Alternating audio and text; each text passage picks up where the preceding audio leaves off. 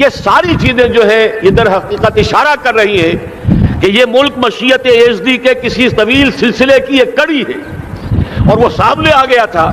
کہ سن 47 میں یہ قائم ہوا ہے، اور پورے 9 مہینے بعد 14 اگست اور 13 مئی 14 اگست سن 47 اور 13 مئی سن 48 پورے 9 مہینے بعد اسرائیل عالم وجود میں آ گیا۔ اللہ تعالیٰ نے اس عالمی بیماری، اس کے لیے جو علاج ہے وہ پہلے پیدا کیا ہے، جیسے کہ حدیث میں آتا ہے ما انزل اللہ من دائن الا انزل لہ دوان، اللہ تعالیٰ نے کوئی بیماری ایسی نہیں اتاری کہ جس کا علاج بھی نہ اتار دیا ہو۔ اور جیسے کہ ماں کی چھاتیوں میں بچے کی ولادت سے پہلے دودھ پیدا ہو جاتا ہے، اس کی غذا کا بندوبست پہلے ہو جاتا ہے، اسی طریقے سے اسرائیل کا جو فتنہ اٹھنے والا تھا اس کی سرکوبی کے لیے پاکستان وجود میں آیا ہے، اور آج وہ مرحلہ آ گیا ہے تاریخ کا ایک عظیم موڑ۔ آپ دیکھیں گے کہ بڑی مشابہت پیدا ہو گئی ہے۔ ایک طرف بظاہر امریکہ کی مرضی کے خلاف اسرائیلی وزیر اعظم نیتن یاہو وہ بڑا ایک غرور کا اور بڑے تکبر کا مظاہرہ کر رہا ہے، اور وہ پورا پیس پروسیس جس پر نہ معلوم کتنا وقت صرف ہوا تھا، کتنی محنتیں ہوئی تھیں، کتنے راؤنڈز آف ٹاکس ہوئے تھے، کبھی واشنگٹن میں ہوئے، کبھی اوسلو طرز کا کوئی معاہدہ ہوا ہے، کبھی پھر اور اس کے بعد پیشی ہوئی تھی میڈرڈ کے اندر بھی، لیکن وہ سارا پیس پروسیس جو ہے اس کی دھجیاں کر رہا ہے۔ وہ وقت بالکل قریب نظر آ رہا ہے کہ یروشلم کے مسئلے پر وہاں بٹی دہک اٹھے گی، اور احادیث نبویہ میں جو خبریں دی گئی ہیں کتاب الملاحم کی احادیث میں معلوم ہوتا ہے کہ اب اس کا آغاز ہونے والا ہے۔ نیتن یاہو کو امریکہ کے خلاف جانے کا اصل میں حوصلہ کیوں پڑ رہا ہے؟ اس لیے کہ اسے معلوم ہے کہ فرنگ کی رگیں جہاں پنجہ یہود میں ہے، چاہے کلنٹن ہو یا کلنٹن کا باپ ہو، یہودی لابی وہاں کی اتنی مضبوط ہے، کانگریس میں اور سینٹ میں ان کا اتنا اثر ہے کہ کوئی بھی وہاں شخص بڑے سے بڑا طاقتور اور بڑے سے بڑا اختیارات کا حامل اسرائیل کی مرضی کے خلاف نہیں جا سکتا۔ یہی معاملہ یہاں نظر آ رہا ہے۔ بظاہر تو ناراضگی کا اظہار ہوا ہے، لیکن یہ بات اب تو کھلتی چلی جا رہی ہے۔ حقیقت یہ ہے کہ یہود اور ہنود کا بڑا گہرا لنک قائم ہو چکا ہے، اور یہ بھٹیاں اب دونوں طرف دہکیں گی۔ میں اس سے پہلے بارہا کہہ چکا ہوں، ملت اسلامیہ تقریباً 150 کروڑ افراد پر مشتمل ہے، لیکن اس میں سے تقریباً 20 کروڑ عرب ہیں۔ ان کو اللہ نے خصوصی فضیلت دی تھی، یہ تھے کہ جن کی زبان میں قرآن نازل ہوا، خود محمد عربی صلی اللہ علیہ وسلم عرب تھے، انہیں جو فضیلت عطا کی تھی، لیکن بدقسمتی سے اس دور میں آ کر بھی انہوں نے آزادی حاصل کرنے کے بعد بھی اپنا قبلہ درست نہیں کیا۔ کسی نے ماسکو کی طرف رخ کیا، کسی نے واشنگٹن کا رخ کیا، اللہ اور اس کے رسول کی طرف رخ نہیں ہوا۔ واقعہ یہ ہے کہ مجرم ہیں، دوسرے بڑے مجرم 150 کروڑ میں سے 10%، یہ 15 کروڑ مسلمان ہیں۔ حالیہ جو سینسس ہمارا ہوا ہے اس کے بعد اندازہ ہو رہا ہے کہ یہاں کی آبادی 15 کروڑ ہو چکی ہے۔ 10% امت مسلمہ کا مسلمانان پاکستان ہے، اور یہ اس اعتبار سے کہ اسلام کے نام پر ملک بنا کر نصف صدی گزار چکے، لیکن یہاں پر اسلام کا بول بالا نہیں ہوا، کتاب و سنت کی بالادستی پر اعلان نہیں ہوا، دستور میں ساری اسلامی دفعات موجود، لیکن اس کے ساتھ ہی ایسے خلا موجود، چور دروازے موجود کہ کوئی دفعہ بھی مؤثر نہیں ہے۔ یہ منافقت کا پلندہ لے کر ہم چل رہے ہیں اس دستور کو، اس دستور مملکت پاکستان کو۔ لہذا واقعہ یہ ہے کہ یہ بھٹی جو ہے ہماری آزمائش کے لیے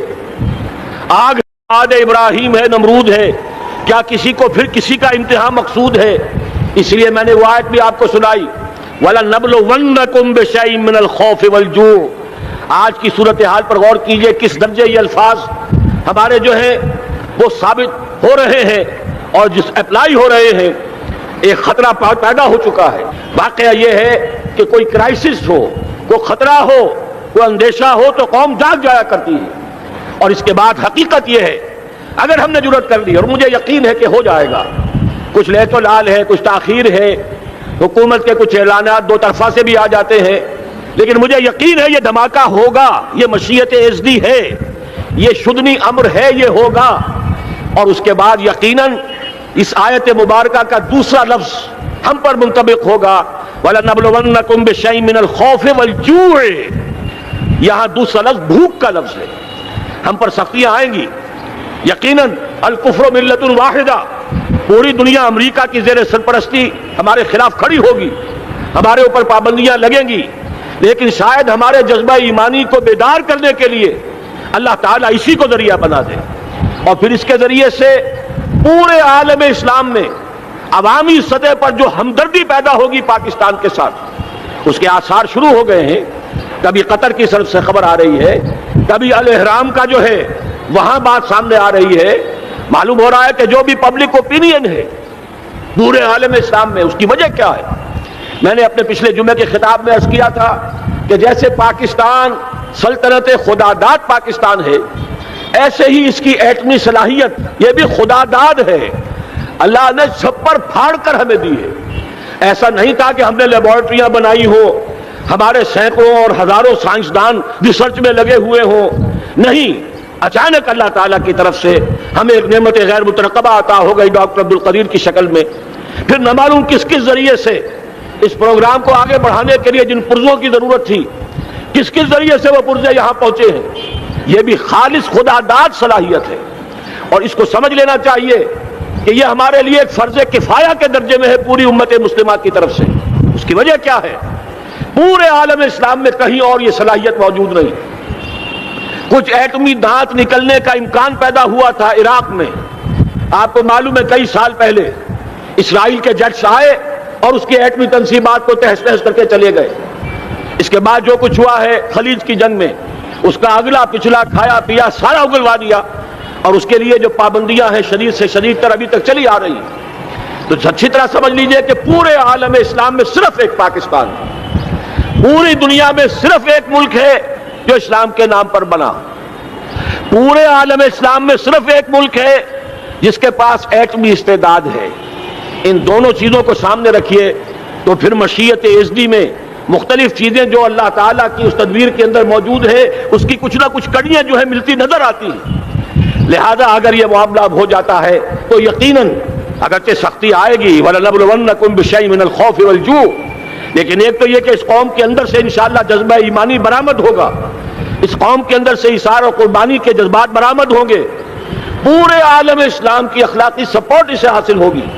اور میں یہ سمجھتا ہوں کہ جیسے نوائے وقت نے بھی بہت اچھا کیا، کل یا پرسوں کے اپنے جو سر وقت پر وہ احادیث شائع کر دی ہیں، جن میں سے دوسری حدیث بڑی معنی خیز ہے۔ حضور نے فرمایا اصابتان احرزہم اللہ من النار، دو لشکر ایسے ہیں کہ جن کو اللہ تعالیٰ نے جہنم کی آگ سے چھٹکارے کا پروانہ دے دیا، وہ لشکر جو ہے وہ جہنم کی آگ سے چھٹکارا پا گئے، احرزہم اللہ من النار۔ وہ دوسرے لشکر کون سے ہوں گے؟ اصابت یغزو الہند، ایک وہ کہ جو ہندوستان پر حملہ آور ہوگا، اور دوسرا وہ جو حضرت مسیح علیہ السلام کے ساتھ جبکہ ان کا نزول ہوگا، اور اللہ تعالیٰ ایک مجدد، اس آخری دور کے مجدد کی حیثیت سے حضرت مہدی کو بھی ہمارے درمیان میں سے اٹھائے گا، اور پھر جو آخری فیصلہ کن جنگ ہوگی الملحمۃ العظمیٰ، اس کے لیے یہاں سے فوجیں جائیں گی ان کی مدد کے لیے۔ اب ان دونوں فوجوں کو ایک حدیث میں جمع کرنے سے اندازہ کر لیجئے کہ اس کا مطلب کیا ہے۔ یہ علاقہ پاکستان اور اس سے ملحق افغانستان، یہ علاقہ ہے کہ جو اسلام کا گہوارہ پہلے بنے گا، یہاں سے فوجیں جائیں گی، اور دائیں بھی اور بائیں بھی، مشرق میں بھی اور مغرب میں بھی، اور یہیں سے انشاءاللہ تعالی اسلام کا جو عالمی غلبے کا جو وعدہ ہے اللہ کا،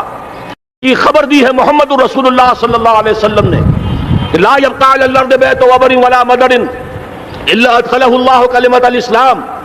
اس روئے ارضی پر کوئی گھر بچے گا نہ خیمہ بچے گا جس میں اللہ تعالیٰ کلمہ اسلام کو داخل نہ کر دے۔ وہ حدیث کے جس کے بارے میں فرمایا گیا، حضور نے ارشاد فرمایا، حضرت ثوبان سے روایت ہے کہ اللہ تعالیٰ نے میرے لیے ساری زمین کو سمیٹ دیا، ان اللہ زوالی الارض فرأیت مشارقها ومغاربها، میں نے اس زمین کے سارے مشرق دیکھ لیے، سارے مغرب دیکھ لیے، لیکن یہ جان لو ان امتی سیبلغ ملکها ما ذوی لی منها، میری امت کی حکومت ان تمام علاقوں پر قائم ہو کر رہے گی جو پوری زمین کو لپیٹ کر مجھے دکھا دیے گئے۔ یہ وعدہ پورا ہونا ہے، اور اس وعدے کا نقطہ آغاز یہی سرزمین، اور جیسا کہ ہمیں افغانستان میں آثار نظر آ رہے ہیں، ایک خالص دینی مذہبی حکومت قائم ہو چکی ہے، افغانستان کا 80% علاقہ امن کا گہوارہ بن چکا ہے، علماء کی وہاں قیادت ہے اور حکومت ہے، یہ پاکستان اور افغانستان مل کر، جیسا کہ آپ کو یاد ہوگا میں نے جب تجویز پیش کی تھی کہ حکومت پاکستان فوراً تسلیم کرے طالبان کو، اللہ کا شکر ہے، میں سمجھ یہ نہیں کہتا کہ میرے کہنے کی وجہ سے ہوا، لیکن بہرحال اللہ کا فضل ہوا کہ چند دن کے بعد ہی حکومت پاکستان نے تسلیم کر لیا طالبان کی حکومت کو۔ میری دوسری تجویز ابھی پینڈنگ ہے، پاکستان اور افغانستان کا کے درمیان کانفیڈریشن قائم کیا جائے۔ یہ ملک دونوں مل کر واقعتاً، کہ ایک نے واقعتاً 15 لاکھ سے زیادہ جانیں دے کر مرنا سیکھ لیا ہے، اور جو قوم مرنا سیکھ لے اسے کوئی مار نہیں سکتا، اسے کوئی شکست نہیں دے سکتا، اور ایک وہ قوم ہے پاکستان میں کہ جو 400 سال کی تجدیدی مسائی کے اثرات کی امین ہے، یہ اس کا تراث علمی ہے، چاہے وہ تحریک حضرت مجدد الفسانی کی تھی، چاہے وہ علمی تحریک شاہ ولی اللہ کی تھی، چاہے وہ تحریک جہاد سید احمد بریلوی کا تھا، چاہے اور جو بھی رجال عظیم پیدا ہوئے ہیں 14ویں صدی ہجری میں، ان سب کے اثرات یہاں موجود ہیں۔ یہ چیزیں مل کر وہ طاقت بنے گی کہ یہاں سے اسلام پھر پھیلے گا، مشرق کی طرف بھی مغرب کی طرف بھی۔ اصابۃ تغزو الہند و اصابۃ مع عیسیٰ ابن مریم، یہ چیزیں جو ہونی ہے الحمدللہ میں سمجھتا ہوں کہ اب تیزی کے ساتھ حالات اس رخ پر جا رہے ہیں۔ کہیں فرمایا ان ینصرکم اللہ فلا غالب لکم، اگر اللہ تمہاری مدد کرے تو کوئی تم پر غالب نہیں آ سکتا، وہیں یخذلکم، اور اگر خدا نہ خواستہ اللہ تعالیٰ ہی اپنی مدد تم سے کھینچ لے، واپس لے لے، سلب کر لے، ان یخذلکم، تمہیں چھوڑ دے، فمن ذا الذی ینصرکم من بعد، تو پھر کون ہے جو تمہاری مدد کر سکے گا؟ اس مرحلے پر